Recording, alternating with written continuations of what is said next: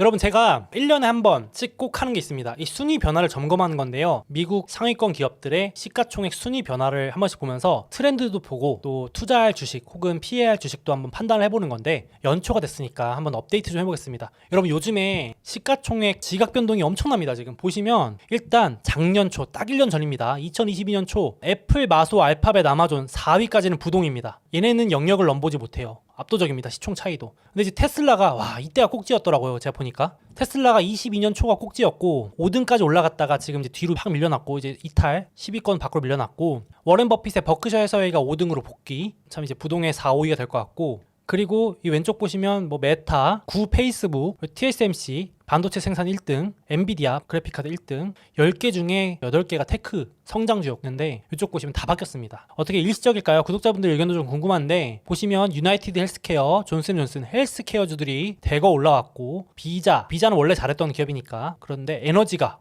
엑소모빌이 오랜만에 10등 안에 들어왔고, 금융주 JP모건 이렇게 있습니다. 확실히 전통 강호들이, 쉽게 말하면 배당주, 가치주들이 또 다시 또 차지했습니다. 참 왔다 갔다 하는 것 같아요. 성장주 대세였다가 또 가치주들이 가득 차 있긴 합니다. 근데 여기 보시면 이 5등까지는 시가총액이 워낙 커서 잘 안 바뀌는데, 6등부터는 다 비슷비슷해서 제가 영상을 올리는 이 시점에도 순위가 맨날 바뀌어요. 지금 격동의 순위인데, 제가 그래서 11등부터 20등까지도 보여드리면, 지금도 테슬라 같은 경우는 순위가 하루에 뭐 몇 등씩 계속 바뀝니다. 보시면 시총이 4천억 달러에서 3천억 달러, 이거 보시면 거의 차이가 안 나죠. 1, 2%로 순위가 막 바뀝니다. 반도체 TSMC 빠졌고, 엔비디아 빠졌고, 테슬라는 10계단 내려왔고, 테슬라는 지난주에 많이 빠졌을 때는 20등 밖으로 잠깐 밀려났던 적도 있었어요. 그 정도로 뭐 변동이 너무 심하고, 그리고 메타, 홈디포, 건설 관련이니까 부동산 위축에 따른 우려겠죠. 이런 식으로 빠졌고, 또 역시나 11등에서 20등 사이도 헬스케어, 필수 에너지, 보시면 월마트 같은 주식들 선방, 소비재죠. P&G도 소비재,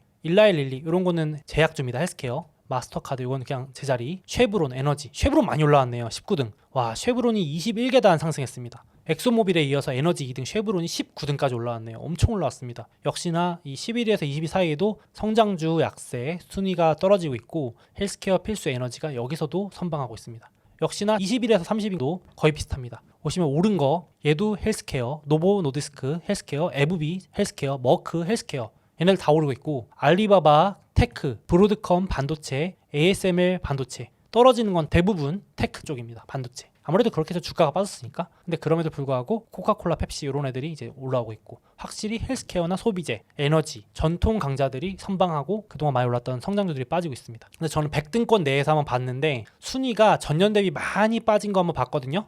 제일 많이 빠진 거는 넷플릭스더라고요. 넷플릭스가 이제 64등까지 떨어졌고, 디즈니 많이 빠졌습니다. OTT. 그래서 확실히 보시면 테크주들이나 성장주들이 주목받았던 만큼 좀 많이 부진한 것 같고요. 최근 1년 동안은. 그래도 오른쪽은 제일 많이 오른 것도 제약주, 에너지, 머크, 쉐브론 27계단, 21계단 이런 쪽 보시면 다 공통점이 어떻게 공교롭게도 그렇죠. 그래서 쉽게 말해서 22년에 성장주가 가치주보다 더 많았는데, 올해 초를 보니까 압도적으로 가치주가 상위권에 포진해 있더라. 성장주는 쭉쭉쭉 밀려난 거죠. 요런 판단이면, 트렌드에 편승한다면 올해는 이쪽이 더 좋을 가능성도 있거든요. 한번 이렇게 순위가 올라가기 시작하면 쭉쭉쭉 올라가는 몇 년 가는 성격이 있으니까. 그래서 이제 단기로는 올해 이렇게 좀 본다면 가치주가 좋을 수도 있고, 쉽게 말하면 다우지수가 올해 좋다라는 판단이 나올 수 있고, 나스닥이 올해 좀 부진할 수도 있다 이렇게 볼 수 있겠죠. 요런 기준에 따르면, 이 순위 변화에 따른 투자법으로 본다면, 과거 분석을 해보면 이렇게 트렌드가 좀 이어진 경우가 있거든요. 달리는 말에 올라타라는 말이 있듯이. 그러니까 나스닥은 좀 부진하고, 그래서 이제 이걸 보시면 한 번씩 사이클이 돌잖아요.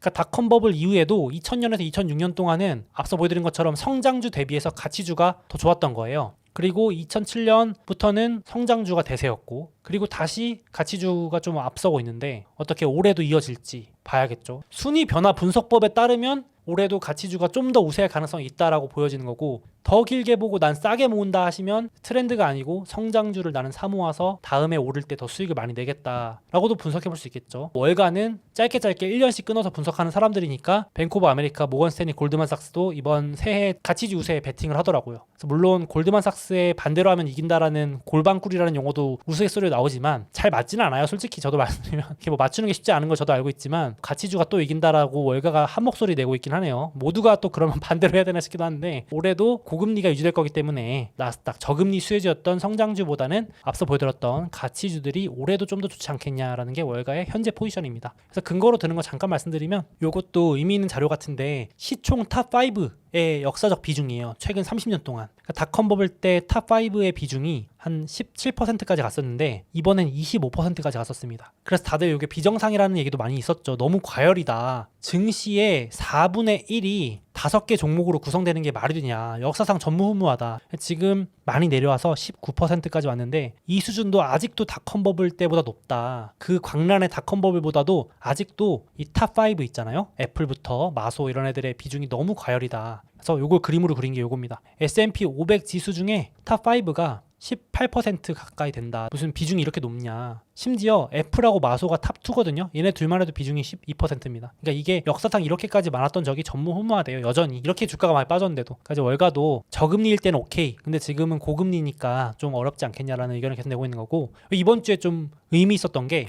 요거 보시면 코로나 저점 있잖아요. 2020년 3월. 그때부터 누적으로 주가를 한번 평가해 본 거예요. 요이 땅 하고 딱 출발했는데 여기 보시면 막 올라가는 게 성장주거든요. 그러니까 코로나 이후로 성장주 사면 돈 많이 벌었네 하던 시절 있잖아요. 근데 지금 성장주가 내려오면서 처음으로 이번 주 들어서 가치주가 앞서기 시작했습니다. 세상에. 그러니까 코로나 때 저점에 성장주 ETF를 산 사람보다 가치주 ETF, 나는 그냥 배당이나 받을래요 한 사람들의 누적 성과가 더 좋아졌다는 말이에요. 이게 되게 충격적입니다. 저는 개인적으로 보면서.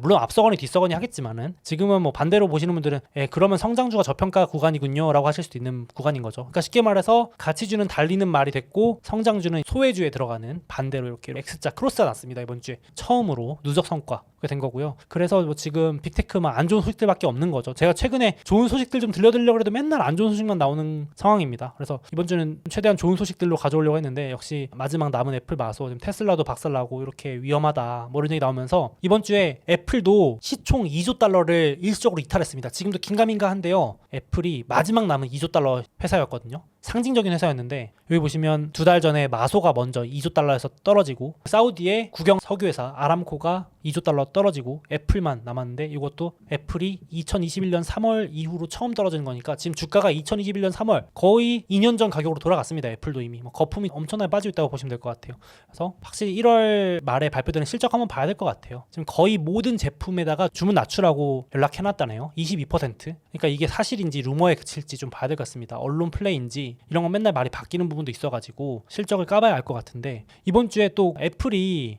이게 나쁘게 말하면 꼼수인데 애플이 아이폰 배터리를 교체할 수 있게 해주거든요. 근데 그 비용을 3월부터 갑자기 올린다는 거예요. 근데 이거 왜 올리는지 봤더니 이거 교체를 비싸게 만들어서 신제품 사게 하려고 라는 얘기가 많아요. 그러니까 지금 아이폰 쓰시는 분들 배터리 교체할 바에는 새 거 사라. 실적 방어하려고. 그게 이제 아이폰의 좋게 말하면 전략이고 나쁘게 말하면 꼼수다. 실적 방어하려는 거다. 아이폰 신형은 배터리 가격 안 올리고요. 팬 서비스 해주고 13이나 이전 모델들은 다 올린대요. 줄줄이. 그러니까 불만 있으면 새 거 사라는 거죠. 그래서 아이폰 같은 것도 수리 맡기러 가보면 이럴 거면 그냥 새로 사세요 이런 소리도 들을 정도로 교체 비용이 비싼데 더 올려가지고 이런 식으로 수요를 올릴 정도로 상황이 안 좋나라는 생각이 들 정도로 인상 깊은 기사였는데 아무튼 지금 1월 달에 애플 실적이 얼마나 방어를 잘할지 이게 단기 흐름은 결정이 될 것 같아요. 물론 저는 이제 장기적으로는 애플은 1월 26일 날 실적 발표로 예정이 돼 있는데 뭐 이때 혹시라도 빠지면 좋은 줍줍기가 되겠지만은 뭐 워낙 좋은 주식이니까 장기적으로는 걱정이 없습니다만 일단 기술적으로는 제가 맨날 선 그어서 보여드리는 200주 선 있잖아요. 파란 선. 요게 이제 지금 한 115불 정도에 걸쳐 있습니다. 그래서 이제 기술적 분석 하시는 분들은 애플이 지금 125에서 130 왔다 갔다 하는데 조금 더 빠지면 바닥 다 왔다. 이렇게 보시는 거고 현재는 주가는 보시는 것처럼 좀 부진한 상황이 될 것 같아요. 지금 그리고 기사보다 갑자기 생각난 건데 워렌 버핏 있잖아요. 워렌 버핏의 포트 1등이 애플인 거 아시죠? 근데 버핏은 이번 분기에 애플 사고 있을까요? 안 사고 있을까요? 이게 버크셔에서의 포트폴리오가 좀 있으면 공개되거든요. 제가 영상으로 소개해드릴 건데 저도 너무 궁금해요. 지금 버핏이 최근에 애플을 안 샀거든요. 그러니까 이번에 애플을 살지 만약에 버핏이 추매했다는 기사가 나오면은 또 급등할 것 같지 않으세요, 여러분들? 그 전에 사놔야 되나 싶긴 한데 아니 뽐뿌를 넣는 건 아니고 제가 버핏은 애플을 싸게 볼까? 지금 전 계속 그렇게 궁금하더라고요.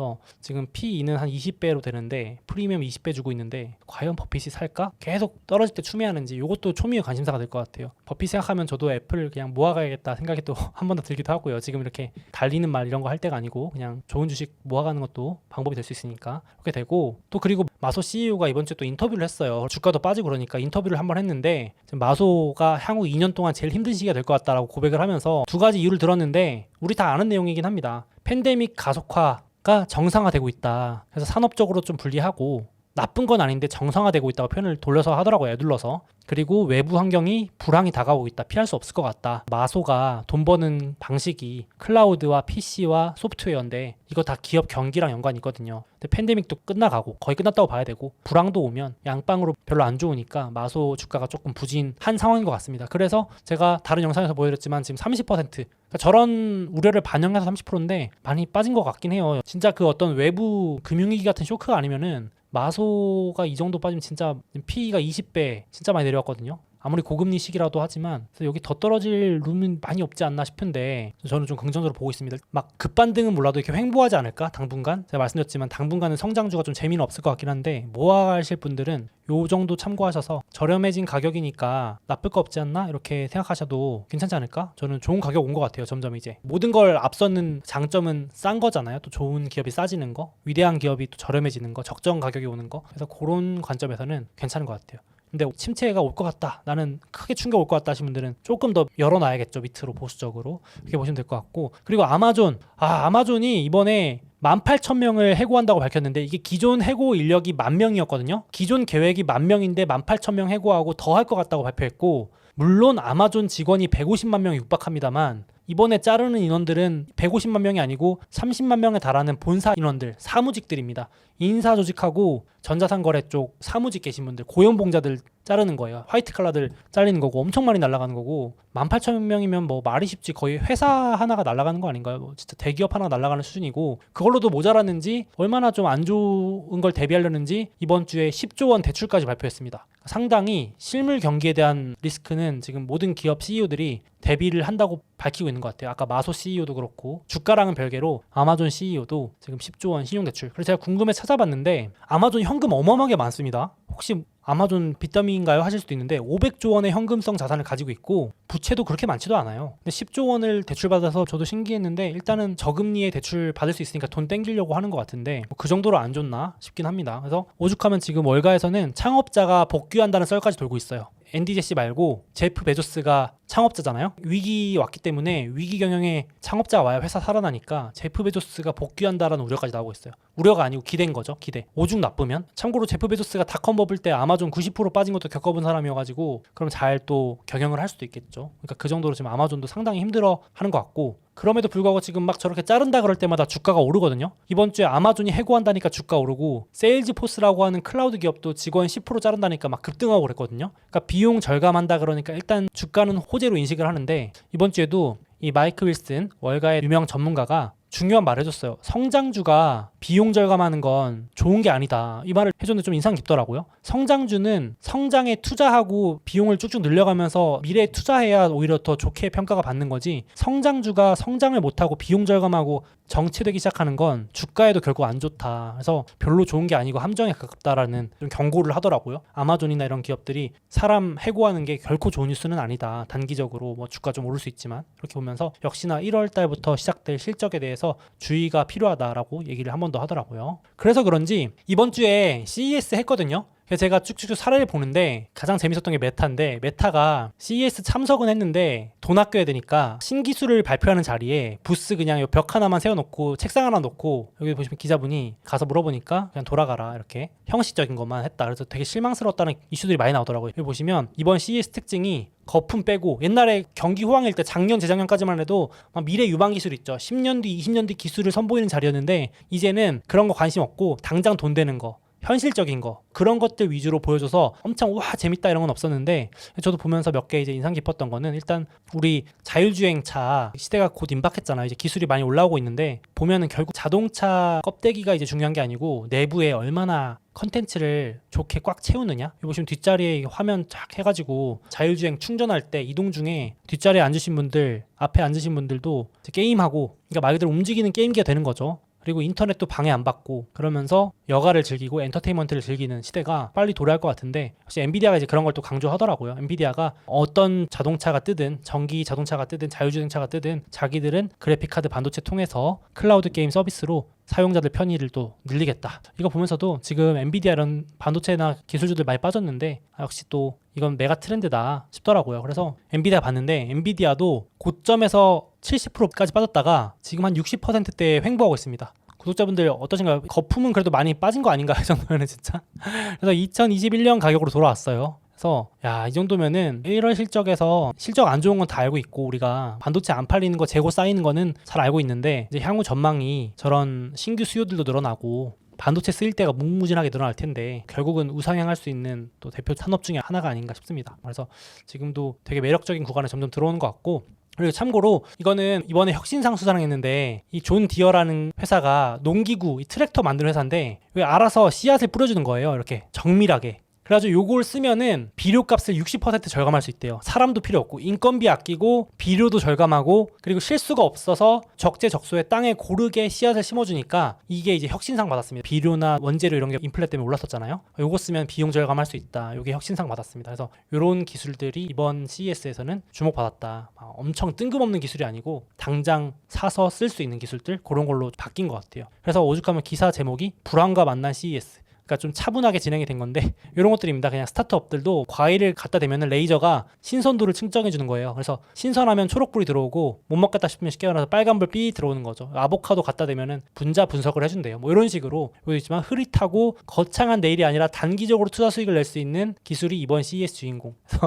확실히 CES조차도 가전 박람회조차도 불황을 맞아가지고 되게 현실적으로 돌아갔다, 이런 게 좀 많이 느껴지는 행사였습니다. 그래서 그걸 느껴지듯이 이번에 시가총액 연초라서 한번 분석해봤는데 성장주들, 미래의 가치를 땡겨오는 주식들이 확실히 이제 많이 내려갔고, 당장 고금리, 돈의 가치가 높아지면서 가치주라 불리는 당장 돈 벌어올 수 있는 주식들이 많이 올라가고 있는 것 같습니다. 그래서 한번 이것도 한번 판단해 보시면 좋을 것 같아요. 달리는 말에 올라탈 것이냐, 좀 길게 봤을 때 낙폭과대 먼 미래의 유망주를 싸게 사 모을 것이냐, 이렇게. 물론 둘 다 하셔도 좋겠죠. 저도 둘 다 하는 성격인데 적절히 비중 조절만 해주는 것 같습니다. 그래서 이렇게 한번 판단을 해보시고 참고하시면 좋겠습니다. 그래서 혹시 실적 시즌 제가 이건 또 다음 주 다다음 주 다시 또 브리핑을 해드리겠습니다. 그리고 제가 이렇게 매주 월간 캘린더 주요 일정들 정리해서 공유 드리고 있는데요. 아무래도 그냥 보고 넘어가면 또 잊어먹기 쉽더라고요. 그래서 저 같은 경우도 정말 중요한 내용 같은 경우는 꼭 시간을 내서 다이어리나 캘린더에 적어놓는 편인데, 그러면 투자할 때 도움이 많이 되더라고요. 그래서 같이 한번 기록을 해봤으면 좋겠고, 또 제가 만든 실물 스테디 다이어리 새해 맞아서 10% 할인하고 있으니까 여기 아래 주소 방문하셔서 실물 다이어리 한번 구경해 보시는 것도 좋을 것 같습니다.